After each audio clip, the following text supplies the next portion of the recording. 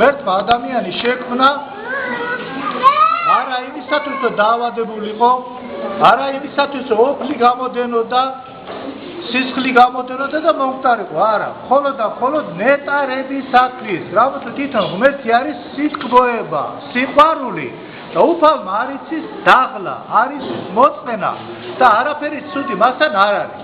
ამიტომ შექმნა ადამიანი, მაგრამ როგორც ვიცით, ჩვენაც წინაპრებმა შეცოდეს და გააპარტავდნენ. აი ამას მიაქციეს ყურადღება და მივაქციოთ, რომ გააპარტავდნენ და მის მერე დაიწყო სიკვდილიანობა, დაავადება და ავადმყოფობა. მაგრამ უფალმა ბოლომდე არ გაგწირა ჩვენ. 2013 წლის უკან მოვიდა მესია იესო ქრისტე ფურიასტანში, ბეთლემში და შეისხა ხორცი სულისაგან წმინდა მარიამისაგან იშვა. ეს დასაწყისია ჩვენი გამოხსნისა, ნათლისღება, ზიარების საიდუმლო დადგენა, მისი ჯვარზე გაყრა, ისე ჩვენთვის რომ ჩვენ უნდა გვეტანჯა და მან აიღო თავისავზე ეს ყველაფერი.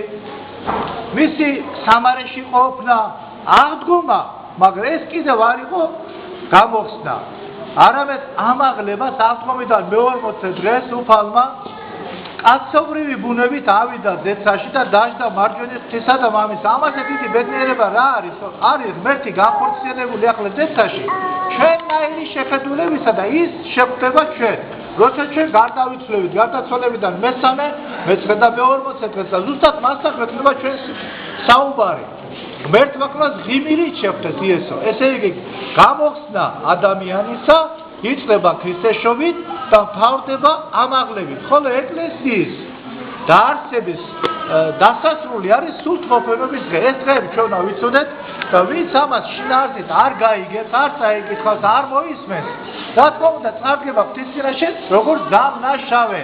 ამიტომ ამ დღეს ამაღლება, აღდგომა, სულთმოფენობა, ნათლისღება და შემდეგ ყველაფერს ძებს ადამიანი. თუ უმძიმესი ავადმყოფი არ აყავს, მოსავლელი ან თვითონ არ არის, მიდის ტაძარში.